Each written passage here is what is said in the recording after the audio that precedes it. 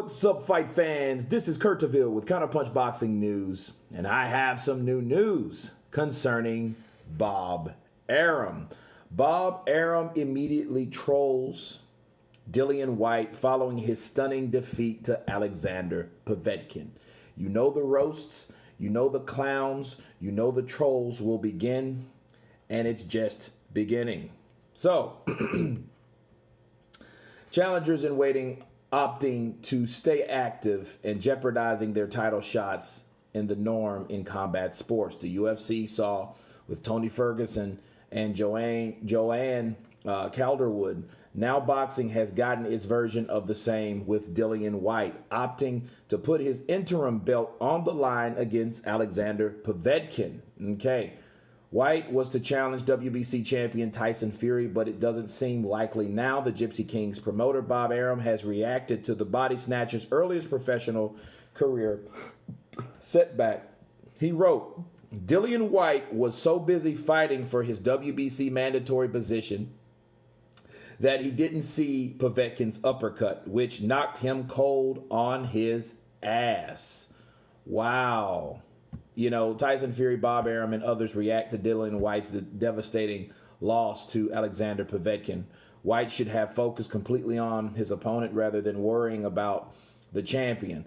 The 27-2 boxer now spent time a few days back presenting his theory on Tyson Fury's real name being Luke. He alleged that the Gypsy King tweaked the name for marketing purposes. The lack of concentration proved devastating for Whyte, who will have to wait and re-earn a long sought-after title match. Wow.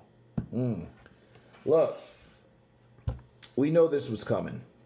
We knew that Bob Arum is probably the happiest because, see, his fighter was supposed to fight Dillian Whyte sooner or later or risk losing the belt. Now none of the stripping matters because that mandatory spot is pretty much eliminated because of Povetkin. Povetkin, his uppercut eliminated it. And Dillian Whyte now, he has to get what he got back, but I don't know if it's still there to get, honestly. You know, because I don't know all the speculations, the stipulations or whatnot of that. But Bob Arum has said that Dillian Whyte was too worried about the WBC.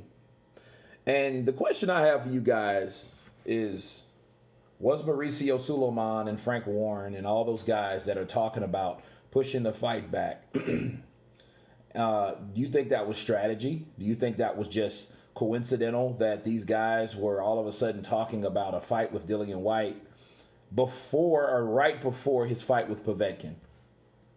You know, because none of those guys called it. You know, they didn't call Whyte trash or anything like that. So I don't think they saw it coming. You know, maybe it was a strategy that Whyte didn't concentrate on the fight. But Whyte himself did a pretty good damn job. He already dropped the guy. He looked like he was out, but this is boxing. It happens.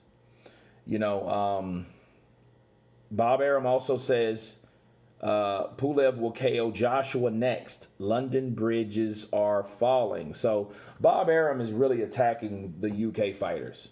He's attacking the UK fighters, of course, with his own, because he has vested interest in the guys that are going to fight next. You know, I think Bob Arum should pay attention to his own fighters, you know, because look at the chain of events behind all heavyweights. I don't care what platform you're on the Zone, PBC, or Top Rank. Someone has been beaten, right? Think about it. Joshua got beat. Then Wilder gets beat. Then Whyte gets beat. Again, you're saying that you're worried about Pulev and KO. You need to worry about Deontay Wilder. You're worried about Pulev making the KO on Joshua. But I think you have to really be focusing on your fighter doing what he's supposed to do. You know, I think a lot of those wishes and hopings and prayers and people's downfall. That really is karma. Okay, you give what you give. You give the same type of energy back that you put into something, and I think that's what's happening to Bob. Okay, so if Tyson Fury gets beat by Wilder, people don't be surprised. And I'm not wishing that on Tyson Fury. But what I am saying is Bob Arum's focus is to destroy Matchroom because, I mean, he's the competitor. Eddie Hearn's the competitor, I see. He's been saying that Pulev will KO Joshua. Now he's just really hoping for it next because that's breaking the legitimacy of Matchroom. You know, it's a competition thing again. Okay, so Pulev will KO Joshua. He looks at it as momentum and an opportunity to talk shit about Dillian Whyte. Okay, but I think it's more of a relief that his fighter doesn't have to fight Whyte now. That happens in boxing a lot. You think the guy that should win don't win, and everything goes back to zero. Okay. Bob Arum is something special. He is really something special. I know he's loving it because he doesn't have to worry about lawsuits or possible upsets himself. But Whyte beating Tyson Fury is really not an upset. It's more like a reckoning because Tyson Fury and Whyte, they're still top fighters. Fury's just the WBC, but you don't have to worry about forcing Mauricio to do anything at this point. So it is a good thing. So if I'm Bob Arum, I'm in a pretty good spot, right? You know, I got my fighter out of some mess because of another fighter from Russia.